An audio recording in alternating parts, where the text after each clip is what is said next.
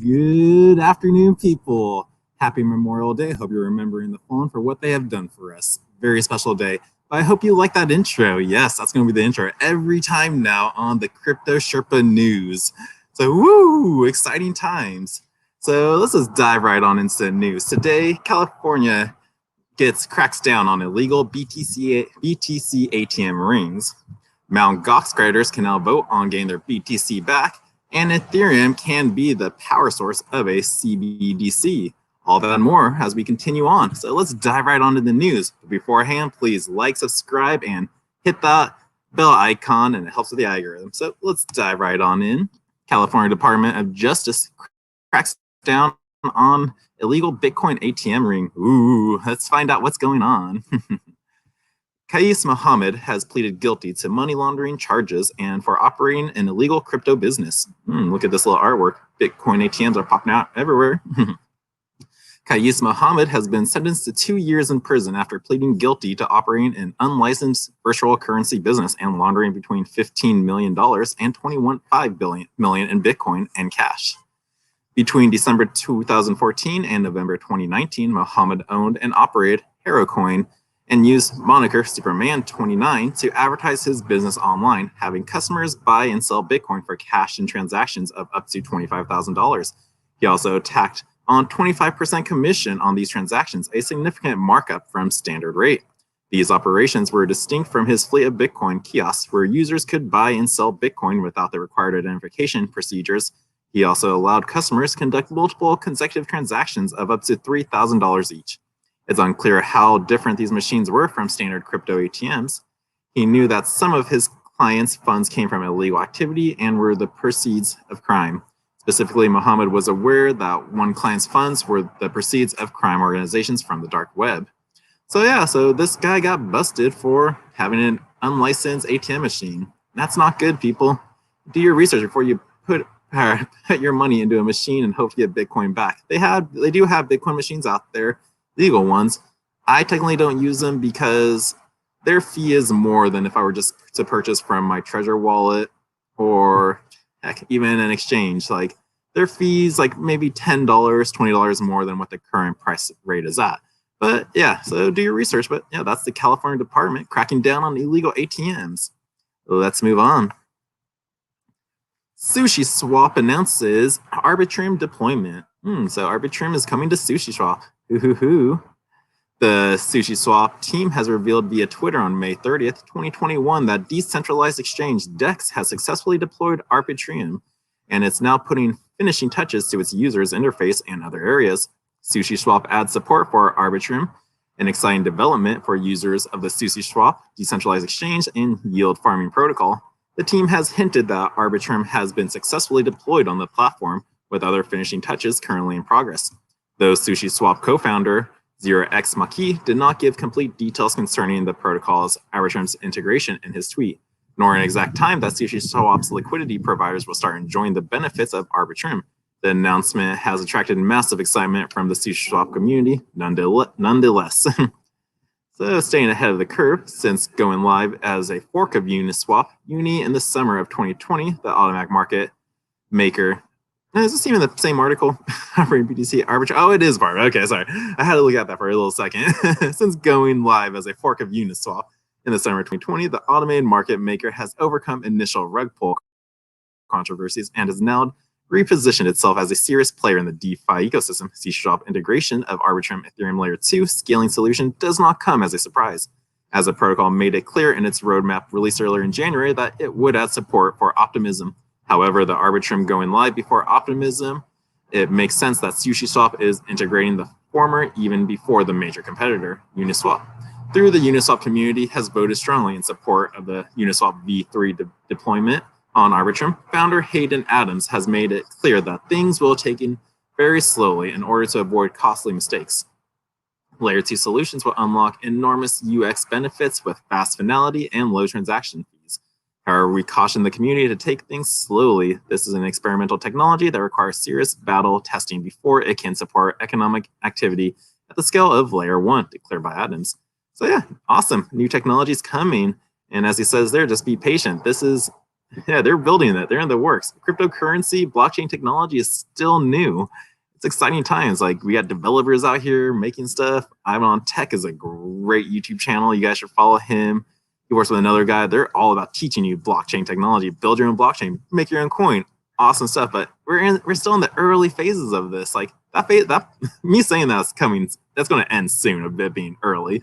But we're still early on. So if you want to get in on it, start learning, do your research, get in on this. This is awesome times. So good job, Uniswap. Let's move on.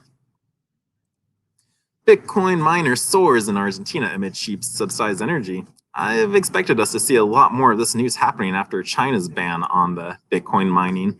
Yeah, everywhere it's going to start increasing because, yeah, China was a huge part of the Bitcoin mining world. So, yeah, this is great news that we're seeing this everywhere.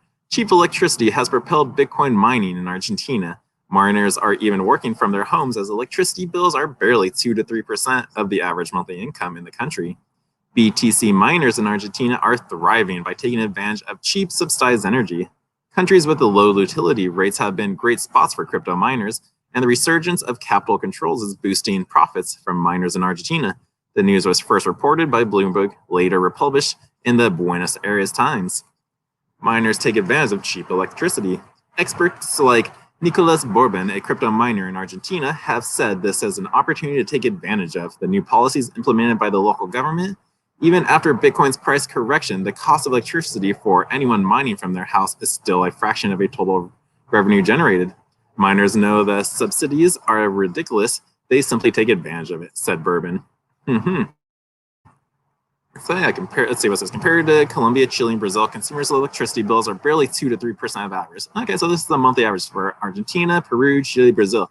But yeah, these guys are taking advantage of it. Like, if you're in an area where your utility bills are very low and you can become a miner, do it. It's a great way. Start stacking those sats because Bitcoin is going to run out soon. All these big rigs, whales, banks, everyone's buying Bitcoin if they're not mining it. So since China just stopped mining it, I'm sure they're going to be a big person in buying all the rest of the Bitcoin out there from other miners. But yeah, so that's the mining news. Yeah, mining's becoming better and more profitable. So whoo, yeah, mining. Let's move on to a better, more interesting article. Mt. Gox creditors can finally vote to get their Bitcoins back. For those who know about Mt. Gox, it was back in like 2018 or 2016 during that last crash. Yeah, someone got hacked in here because based on the Mt. Gox technology, it was like run by one person or something. So that one person got hacked, and then the thousands to millions of Bitcoin were just stolen, and there's nothing people can do about it. And throughout this time, people have been fighting to get their Bitcoins back, but the company's been either like offering them the amount they had in there in fiat versus like how much it is now. So there's been ongoing battles going on. I'm not sure how accurate my response was on what Mt. Gox is. DYOR, do your own research. I get a lot of information out there on the crypto world. So sometimes if I'm just going off of memory, it might slip up, but I'm pretty sure that's the correct story. But research on Mt. Gox and what it did to the blockchain and crypto world. Good story, but let's see what's going on right now. Hey, look at this Mt. Gox and Bitcoin. Nabuki Kobayashi, the Japanese trustee of now shuttered Mt. Gox cryptocurrency exchange, has now allowed creditors to vote on rehabilitation plan according to May 31st announcement. We are pleased to inform you that the online voting function has been released on the online rehabilitation claim filing system. The online system, after obtaining several extensions, Kobayashi filed his draft rehabilitation plan with the Tokyo District Court on December 15th, 2020. His revised version was then filed on February 15th. The rehabilitation plan will be approved. Majority of creditors vote in its favor. The deadline for online voting is set for October 8th, 2021. Creditors can also opt to vote in person or by mail. Founded in 2010, Mt. Gox was one of the biggest cryptocurrency exchanges, but it had a shutdown in February 24 after it lost staggering 850,000 BTC. 31 billion at today's price to hackers. Okay, so I was completely wrong about that. I said like 1 billion to million to billion. No. They were stolen and lost 31 billion dollars in cryptocurrency. That is just crazy. Oh my gosh. So yeah, if you still kept going on with your Gox world and everything to get your crypto back, this is the time now. So all your efforts of just waiting, fighting, pay is probably coming to a close soon, but fingers crossed, this ain't over yet. We have till October 8th to see what happens. Okay, let us move on, because let's go to a little bigger screen. That sun's getting in the way of this image. Okay, dokies. Next up, Singapore bank DBS issues 11.3 million in blockchain bonds. The announcement comes just a few months after DBS launched its crypto exchange. So look at this, Singapore's DBS, the largest bank in Singapore. Ooh. In brief, the DBS is a multinational bank based in Singapore, has announced a new tokenized bond. It's part of an 11.3 million, 15 million STO. Southeast Asia's largest bank, Singapore-based DBS, has become the latest bank to issue a bond on the blockchain. Issuers hope that couching traditional securities in a crypto frame make them easier to trade. The process also allows for fractionalizing, cutting up bonds, and turning them into fungible tokens.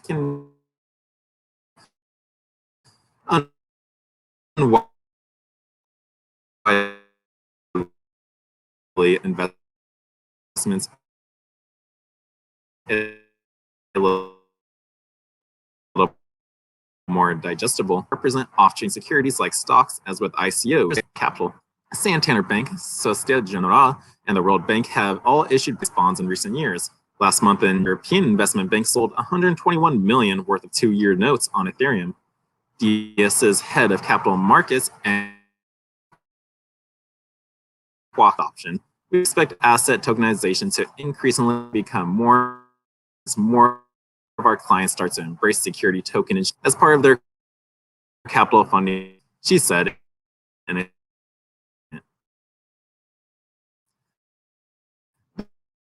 the bonds expire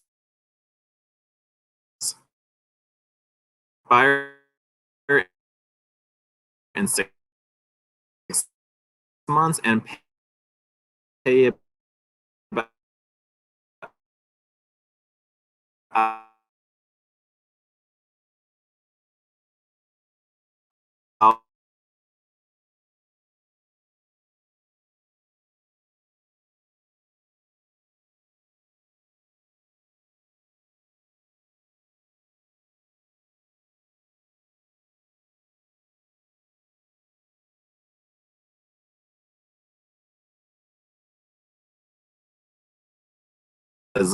easier or whatnot. They're using traditional fiat ways, converting to blockchain.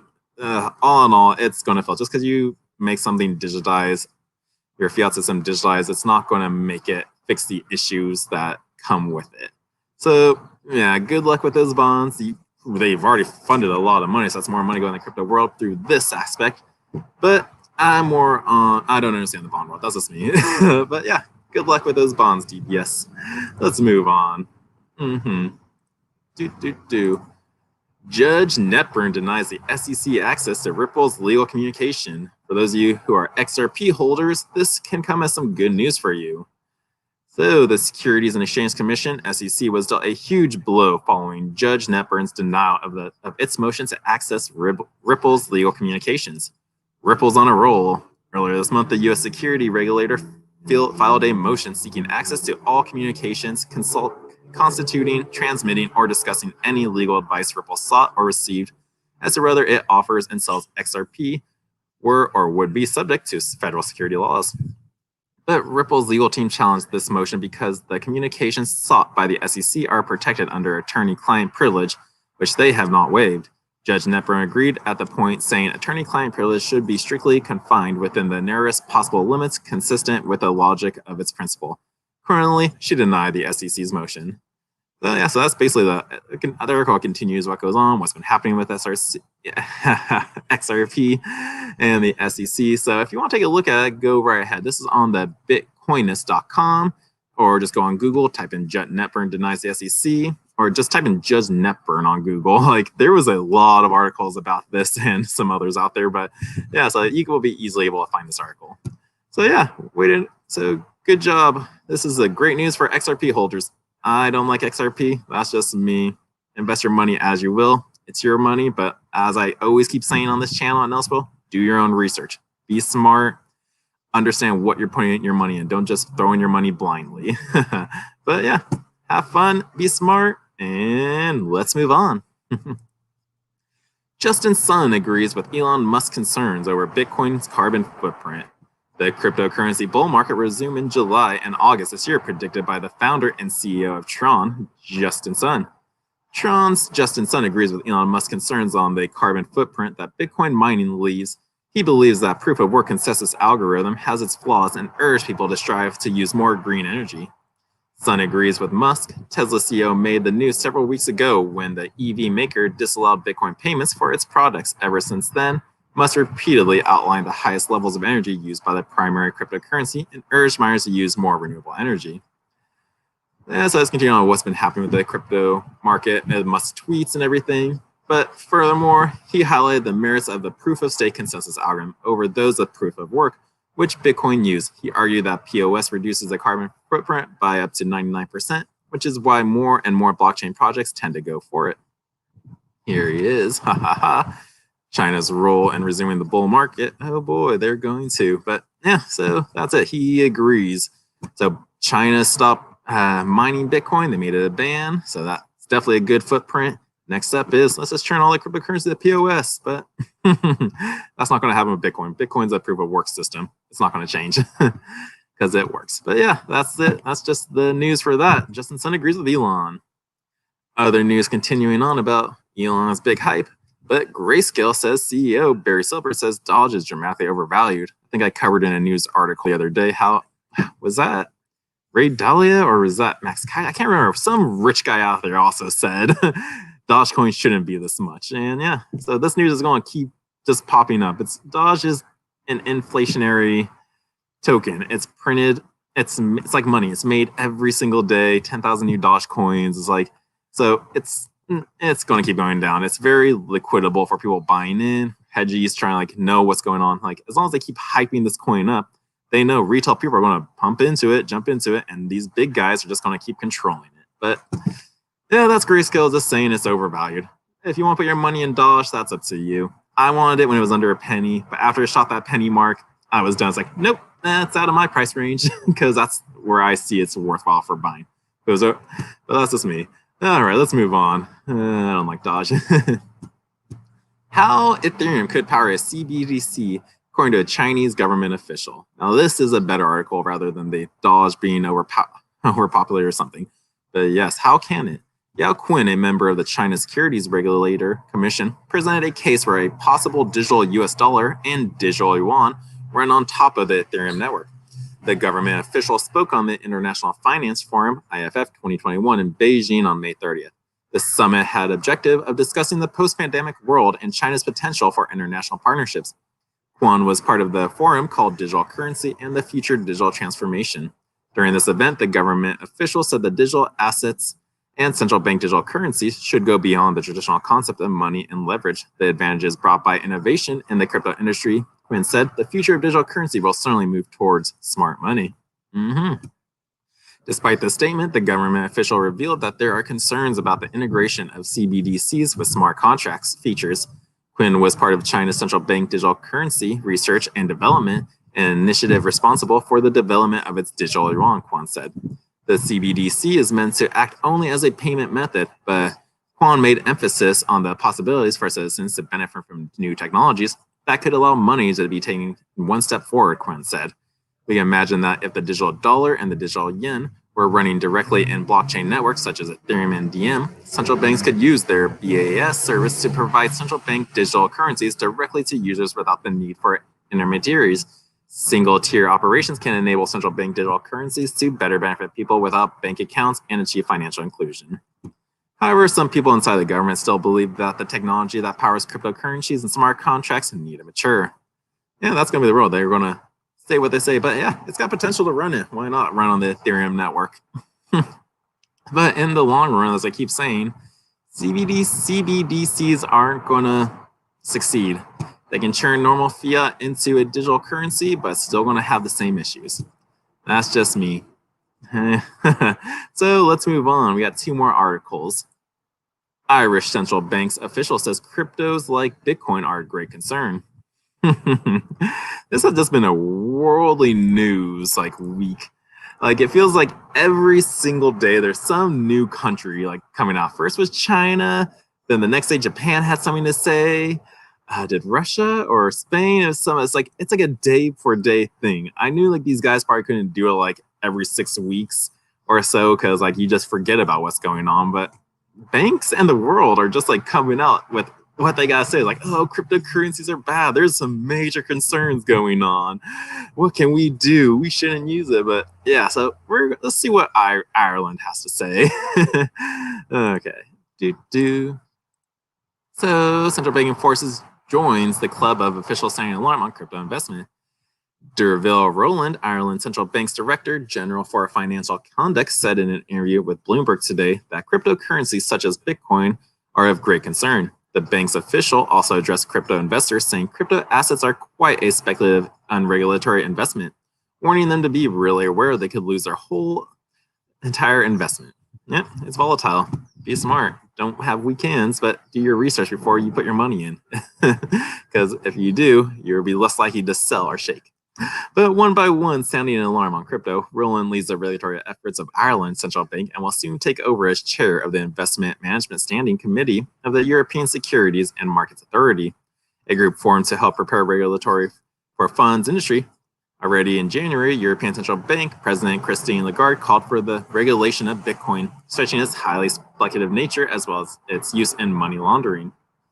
Just last week, Bank of England Governor Andrew Bailey warned about cryptocurrencies, saying the assets class is dangerous and lacking intrinsic value, while Banks of Japan Governor came out against it. See, yeah, it's a daily thing. It's just a big track. So yeah, let's see which country comes out tomorrow, why they have concerns with cryptocurrency. So yeah, let's move on to our last article of the day, people. Goldman Sachs says crypto could power data economy. Goldman Sachs has published a report arguing that blockchains could become key infrastructures for the data economy. Look at that nice little skyscraper. Where is that at?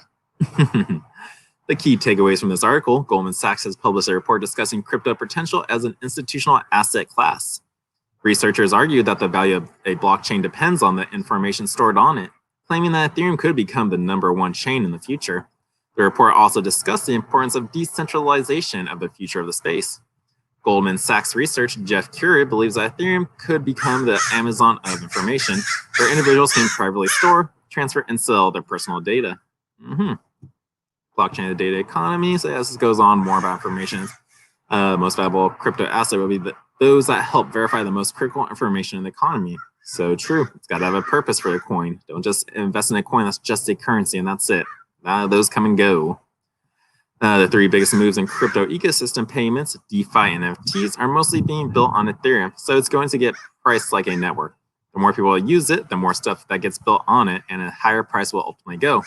That is true. It is mostly being used on Ethereum network because Ethereum is built with smart contracts inside it. And yeah, that's what they do. You can build NFTs, DeFi dApps, okay, so dApps in a way, decentralized applications off the Ethereum network. But for the time being, this was the only option we had. Now we got Cardano, Binance, Theta, all coming up with their own smart contracts built in their network. So Ethereum's going to have some competition in the future, but so far, Ethereum has a huge head start, and that is great. Alrighty. Now we're on the coin market cap. Let's see what the price is today. Bitcoin is at 37,000. We're in the green. We're up 6.99 in the last 24 hours. Ethereum's at 2,600. Cardano is $1.72. XRP is $1.06. Went up 19% part after that Ripple lawsuit going on. So Dogecoin is at 32.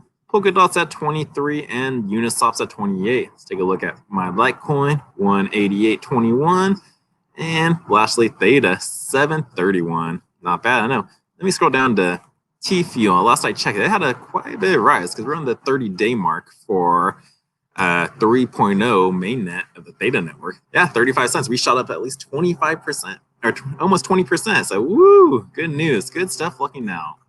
All right, and lastly, how I like to always end these news articles as we take a look at the fear to greed index. Currently today, we are at a 20 of extreme fear. Yesterday was at 18, so we're slowly moving back to greed.